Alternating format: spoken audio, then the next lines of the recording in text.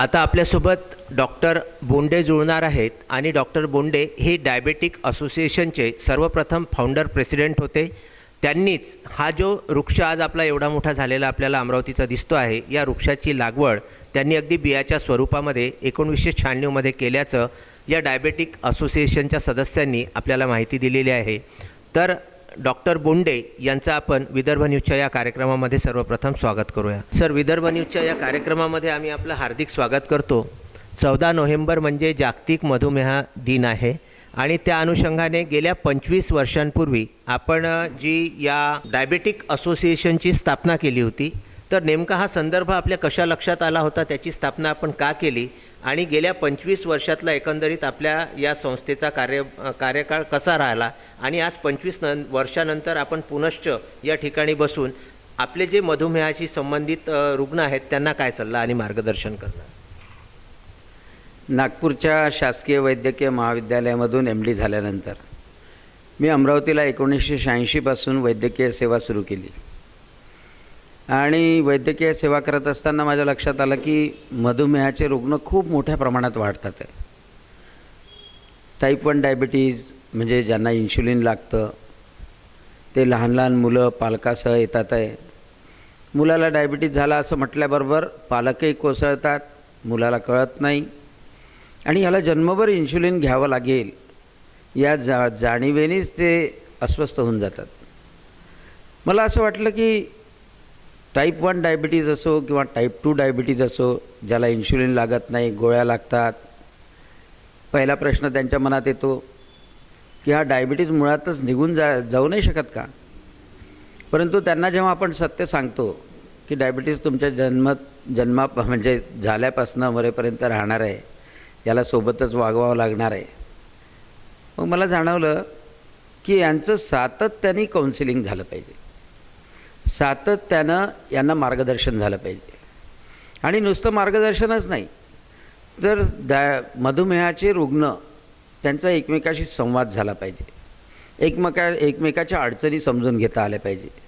औषधोपचारात अडचणी येतात, आहाराच्या बाबतीत समस्या असतात, त्यानंतर लग्न करायचं असलं तर लैंगिक बाबतीत समस्या असतात, कॉम्प्लिकेशन होतात, दृष्टीदोष होतो, हातापायाला मुंग्या येतात, किडनीचे आजार होतात.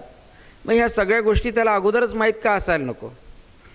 आणि म्हणून या सगळ्या मधुमेह रुग्णांना, डॉक्टरांना, त्यांच्या नातेवाईकांना एकत्र करण्याचा प्लॅटफॉर्म असावा म्हणून डायबेटिक असोसिएशन जी संपूर्ण भारतभर काम करत होती, त्या डायबेटिक असोसिएशनची आपल्या अमरावती शहरामध्ये सुद्धा स्थापना व्हावी असं मनात आलं. आणि माझे मित्र डॉक्टर मिलिंद जगताप, त्यासोबतच माझा लहानपणापासूनचा हायस्कूल वेलपुरा शाळेतला बालमित्र, जो शाळेत असताना ज्याला मधुमेह झाला, इन्शुलिन डिपेंडंट डायबिटीज होता, असा राजेश पिदडी, यांच्याशी चर्चा केली. आणि हळूहळू पाहता पाहता सर्व फिजिशियन्स, मधुमेह तज्ज्ञ आणि पेशंट यांचा रिस्पॉन्स अतिशय चांगला मिळाला. आणि मग मला असं वाटतं जानेवारीमध्ये त्याची स्थापना झाली. आणि जानेवारीमध्ये स्थापना झाल्यानंतर सातत्यानं दर महिन्याला हा कार्यक्रम घेतला गेला पाहिजे. त्यांचं ब्लड शुगर तपासलं पाहिजे, डॉक्टरांनी मार्गदर्शन केलं पाहिजे आणि रुग्णांनीसुद्धा आपल्या समस्याबद्दल बोललं पाहिजे, त्यांचे अनुभवसुद्धा सांगता आले पाहिजे. यासाठी एका लहान जागेमध्ये ते डायबिटिक क्लिनिकसुद्धा सुरू करण्यात आलं. डॉक्टर लोकंसुद्धा अटेंड करत होते. मला कौतुक आहे की अमरावतीमधल्या सर्व मधुमेह तज्ज्ञांचं अतिशय सुंदर सहकार्य मिळालं. डॉक्टर मिलिंद जगताप आणि राजेश पिदडी हे तर पिलर्स आहेत. आणि त्यांनी, आता मी तरी ही संस्था स्थापन केली, त्याच्यानंतर मी राजकारणात गेलो, मग संस्थेकडे ढुंकून पाहिलं नाही असंच म्हणावं लागेल. परंतु ह्या लोकांनी ही संस्था जगवली, वाढवली आणि आज हे स्वरूप आहे की अमरावतीमध्ये कोणालाही मधुमेह झाला, विशेषतः लहान मुलांना मधुमेह झाला, तर त्यांना तो आधार या डायबेटिक असोसिएशनच्या माध्यमातून मिळतो.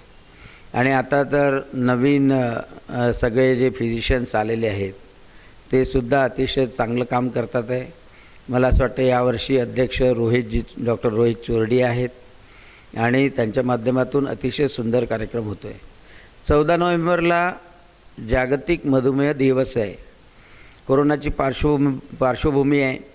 कदाचित जास्त लोकांचं गॅदरिंग होणार नाही, परंतु या संवादाच्या माध्यमातून प्रत्येक मधुमेहीपर्यंत ग्रामीण भागामध्ये राहणारा असो, शहरात असो, संपूर्ण महाराष्ट्रात असो, ही डायबेटिक असोसिएशन पोहोचणार आहे आणि आपलं आयुष्य या मधुमेहासोबत जगायचं आहे, ते आनंदाने जगायचं आहे आणि संपूर्ण आयुष्य जगायचं आहे. म्हणजे आता राजेश पिदटीकडे जर पाहिलं तर मला असं वाटतं ते युनिव्हर्सिटीमधून सेवानिवृत्त झाले. म्हणजे 58 वर्षाचं नॉट आऊट आयुष्य कोणी जगू शकतो. मला तर अनुभव आहे की एक मुलगी आली होती, ती किटोॲसिडोसिसमध्ये आली, सिरियस होती आणि डायग्नोसिस केल्यानंतर सगळ्यात जास्त तिचे आईवडील रडायला लागले की या मुलीचं कसं होणार. आणि मग जेव्हा तिला समजावून सांगितलं, इन्शुलिन सुरू केलं, ती डायबेटिक असोसिएशनमध्ये आल्यानंतर तिचं खऱ्या अर्थानं ज्याला रिहॅबिलिटेशन म्हणतो, पुनर्वसन म्हणतो, ते अतिशय चांगल्या तऱ्हेने होऊ शकलं. आणि म्हणून खरोखर डायबेटिक असोसिएशनमध्ये काम करणाऱ्या सर्व कार्यकर्त्यांना, त्याचप्रमाणे सर्व डॉक्टरांना मी मनःपूर्वक शुभकामना देतो आणि सर्व मधुमेही रुग्णांना निश्चितपणे शुभेच्छा देताना सांगू इच्छितो की हे आयुष्य सुंदर आहे. आपण आनंदाने या आजारासोबत, या आजाराला मित्र समजून त्याचं पालनपोषण करून आणि आपलंही पालनपोषण करून चांगलं आयुष्य जगू शकतो. सगळ्यांना शुभकामना. धन्यवाद. डायबेटिक असोसिएशन अमरावतीचे तत्कालीन फाउंडर प्रेसिडेंट असलेले डॉक्टर बोंडे यांनी आपल्याला 25 वर्षापूर्वीचा जो त्यांनी फाउंडर म्हणून त्या संस्थेचे वृक्षारोपण केलं होतं आणि आज हा वृक्ष एवढा मोठा पिंपळ वटवृक्षासारखा झालेला आपल्याला दिसतो आहे, त्याची नीव त्यांनी तिथे ठेवली होती आणि आज अमरावतीमध्ये गेले 25 वर्षापासून अखंडपणे आपलं हे कार्य अविरतपणे नेणारे आपल्या अमरावती शहराचं वैभव असलेले माजी कृषीमंत्री डॉक्टर बोंडे यांनीच हा वृक्ष लावला होता आणि आज गेल्या 25 वर्षापासून हा डायबेटिक असोसिएशनचा वृक्ष अविरतपणे कार्य करताना आपल्याला दिसतो आहे. धन्यवाद डॉक्टर साहेब. धन्यवाद.